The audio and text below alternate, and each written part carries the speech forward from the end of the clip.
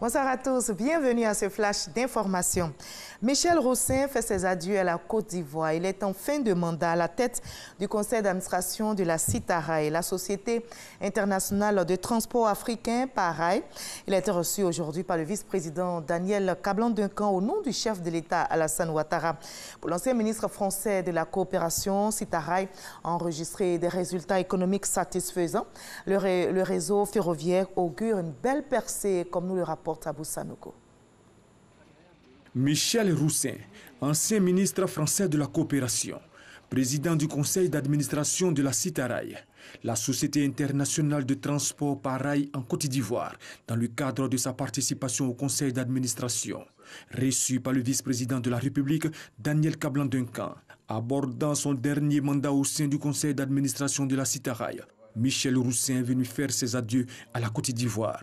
Cette société, j'y ai été très attaché, je me suis consacré à ce développement.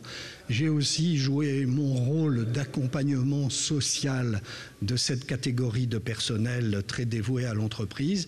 Et donc pour moi, c'est un moment de satisfaction parce que ça a marché. Et puis, petite nostalgie de quitter ce lien avec la Côte d'Ivoire, mais je reste très attaché à la Côte d'Ivoire et je ne disparais pas du paysage. Michel Roussin est depuis 2015 président du conseil d'administration de la CITARAI, société basée à Abidjan, opérant dans les chemins de fer en Côte d'Ivoire et au Burkina Faso.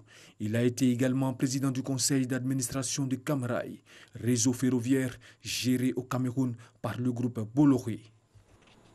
Le Premier ministre Amadou Gon Coulibaly est arrivé, lui, à Marrakech, au Maroc, pour participer à la 12e édition de la World Policy Conference. C'est un espace de réflexion et de dialogue autour des grands enjeux de la gouvernance mondiale.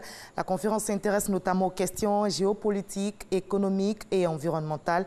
La Côte d'Ivoire est à sa 2e participation, après celle de l'année dernière, 2018, tenue à Rabat, toujours au Maroc. Ici en Côte d'Ivoire, le ministre de l'Agriculture et du Développement rural, Kobena Kwasi Adjoumani, a lancé des travaux de réhabilitation du barrage hydro-agricole dénommé le Solomongou d'un coût de plus de 18 milliards de francs CFA. Situé à Guimbé, dans le département de Dikodougou, c'est dans le nord ivoirien, ce vaste projet qui constitue un véritable renouveau agricole selon le ministre Kwasi Adjoumani devrait permettre une production de 11 000 tonnes de vivres et générer plus de 1000 emplois.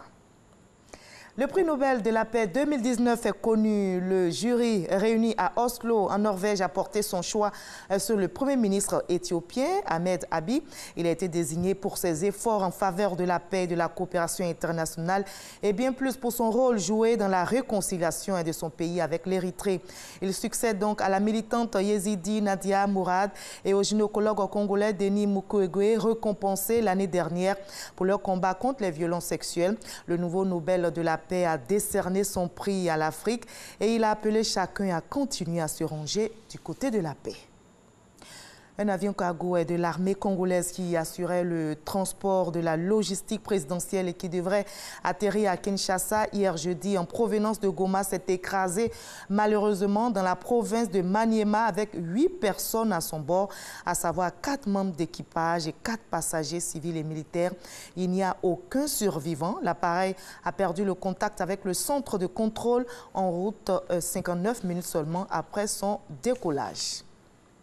Un homme d'une quarantaine d'années a été arrêté pour terrorisme à la suite d'une attaque à l'arme blanche qui a fait plusieurs blessés aujourd'hui dans un centre commercial de Manchester, c'est dans le nord de l'Angleterre.